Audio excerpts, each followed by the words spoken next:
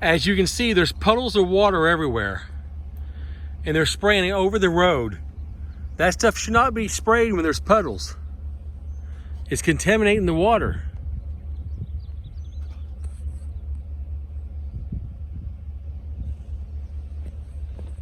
Look at the rain. The rain's coming. Very soon the rain's gonna come.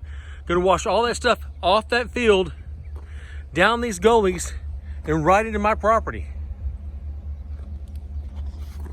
They should not be spraying today.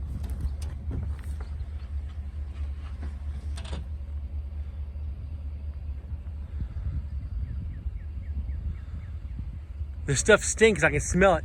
It's really strong. My eyes are burning.